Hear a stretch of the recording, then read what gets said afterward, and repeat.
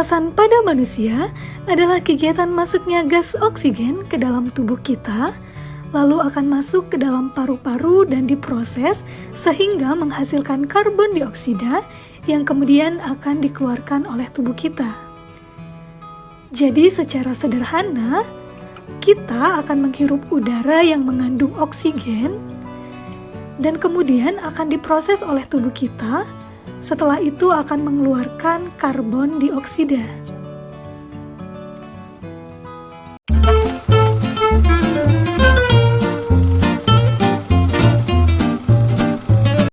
Untuk materi selanjutnya yaitu organ pernapasan pada manusia.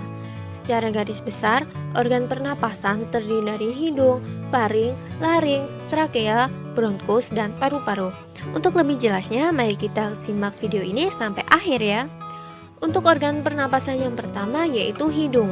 Nah, hidung ini berfungsi untuk menghirup udara dari luar menuju ke dalam tubuh manusia.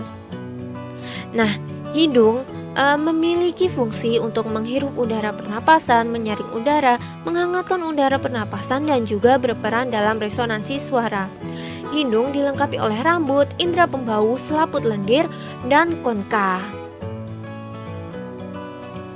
Selaput lendir pada hidung berfungsi sebagai perangkap benda asing yang masuk terhirup saat bernapas seperti debu dan bakteri.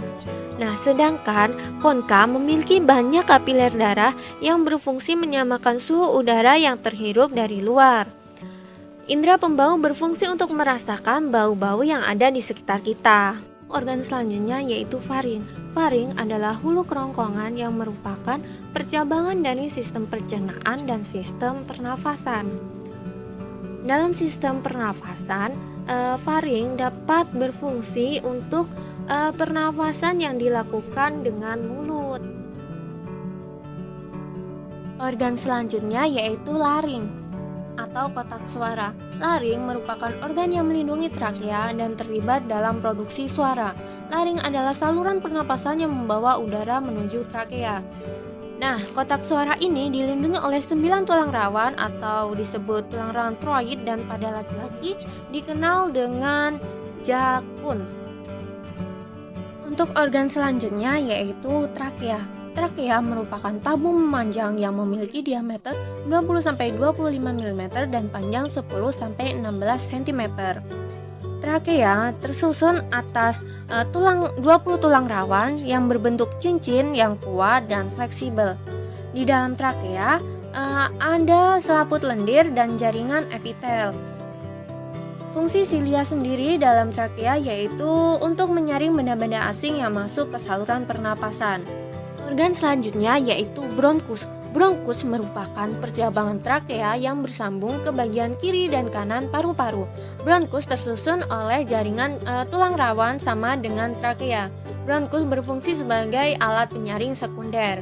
Nah, untuk organ yang selanjutnya yaitu paru-paru. Paru-paru merupakan aktor utama di dalam sistem pernapasan manusia. Organ ini dibungkus oleh selaput rangkap dua yang disebut pleura. Paru-paru juga ada organ yang lain yaitu bronchiolus dan alveolus. Bronchiolus yaitu merupakan percabangan dari bronkus, sedangkan alveolus berperan dalam pertukaran gas oksigen dan karbon dioksida. Itulah organ-organ pernapasan pada manusia.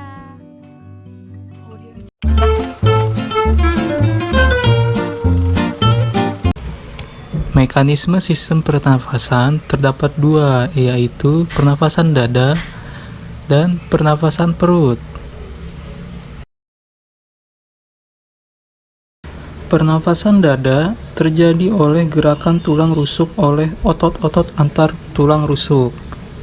Pengambilan udara terjadi di saat otot antar tulang rusuk berkontraksi atau mengerut, sehingga tulang rusuk mengangkat ke atas, menyebabkan rongga dada membesar. Pengeluaran udara terjadi saat otot antar rusuk berelaksasi atau mengerut. Saat itu, tulang rusuk kembali ke posisi semula, sehingga rongga dada dan paru-paru mengecil.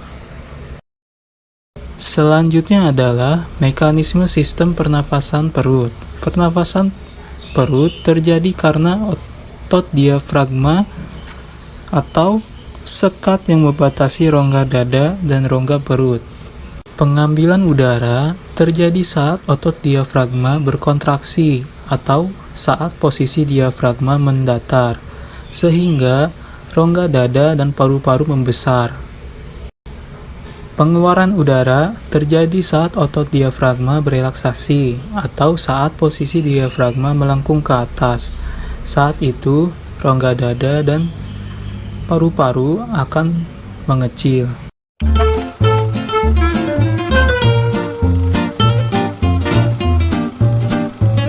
Di era industri 4.0 ini banyak sekali polusi udara seperti asap pabrik dan asap kendaraan yang menyebabkan tercemarnya sistem pernafasan. Halo sahabat biologi, mari kita simak beberapa penyakit yang menyerang sistem pernafasan. Penyakit pada pernafasan yaitu influenza, TBC, apalagi ya? Bronkitis dan pneumonia. Yang pertama ada influenza atau penyakit flu dan batuk yang mudah menular. Ciri-cirinya adalah sakit kepala, sakit pada persendian, demam, mudah bersin, batuk, dan juga pilek. Influenza berbeda dengan flu burung. Flu burung merupakan virus yang masuk ke dalam sistem pencernaan unggas seperti pada ayam. Jika masuk ke dalam tubuh manusia, maka akan menyebabkan penyakit yang sangat parah.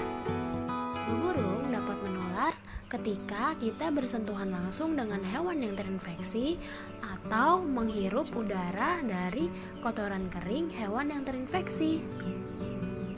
Oke, selanjutnya yang kedua ada bronkitis. Bronkitis merupakan peradangan pada bronkus yang bermula di dada. Awalnya timbul rasa sakit di dada disertai batuk dan suhu tubuh tinggi. Salah satu penyebab penyakit ini adalah asap rokok. Orang yang merokok akan lebih mudah terkena penyakit bronkitis. Yang ketiga ada pneumonia atau radang paru-paru akut yang menyerang secara tiba-tiba, cepat dan akan menjadi parah. Penyakit ini terjadi setelah penderita terkena campak, influenza, dan bronkitis. Lalu yang terakhir ada TBC atau tuberkulosis yang merupakan penyakit menular sehingga penderitanya harus dikarantina dan dijauhkan dari semua orang. Penyebab penyakit ini adalah merokok atau menghirup asap rokok. Halo sahabat biologi, hari ini kita akan belajar tentang cara menjaga kesehatan organ pernafasan. Organ pernafasan harus kita jaga teman-teman agar tidak terserang penyakit. Yuk kita simak cara memelihara kesehatan organ pernafasan pada peta pikiran berikut ini. Disimak baik-baik ya teman-teman. Menjaga dan merawat kesehatan organ pernafasan dapat kita lakukan. Yang pertama yaitu olahraga secara teratur. Nah, yang kedua kita harus memakan makanan yang bergizi. Sayuran dan buah-buahan dapat meningkatkan sistem kekebalan tubuh terhadap penyakit. Yang ketiga yaitu tidur dengan posisi yang benar. Posisi tidur yang benar yaitu miring sebelah kanan, teman-teman. Nah, yang keempat yaitu kita harus memeriksa kesehatan organ pernafasan secara teratur. Selain 4 hal tersebut, hal lain yang harus kita lakukan untuk menjaga organ pernafasan kita yaitu menghindari zat-zat yang dapat merusak organ pernafasan. Apa saja sih, Kak? Yang pertama, tidak merokok. Nah, teman-teman dilarang merokok ya, agar paru-paru kita tetap sehat. Yang kedua yaitu menghindari asap rokok dan asap kendaraan. Jadi kalau teman-teman terdapat asap rokok dan asap kendaraan, teman-teman harus segera menghindari. Dan yang ketiga yaitu menggunakan masker jika berada di lingkungan yang berdebu. Yang keempat yaitu kita harus menghindari makanan dan minuman yang dapat mengganggu organ pernafasan. Itu teman-teman, hal-hal yang dapat kita lakukan untuk menjaga organ sistem pernafasan manusia. Halo teman-teman, setelah teman-teman mempelajari mengenai pengertian sistem pernafasan manusia, organ-organ yang dapat membantu dalam sistem pernafasan manusia, mekanisme pernafasan, gangguan yang terjadi pada organ pernafasan manusia, serta upaya untuk menjaga kesehatan organ pernafasan manusia. Ada penugasan nih untuk teman-teman, apa saja ya? Yang pertama yaitu, jika seseorang terkena penyakit TBC, organ apa saja sih yang terganggu? Lalu faktor apa yang dapat menyebabkan seseorang terkena penyakit TBC? Untuk tugas praktikum kalian harus membuat poster menggunakan aplikasi Canva dengan tema upaya menjaga kesehatan organ pernafasan manusia. Misalnya seperti poster dilarang merokok, atau poster untuk menghimbau masyarakat memakan makanan yang sehat, atau menggunakan masker. Terserah teman-teman ya. Selamat mengerjakan dan semoga berhasil. Semangat!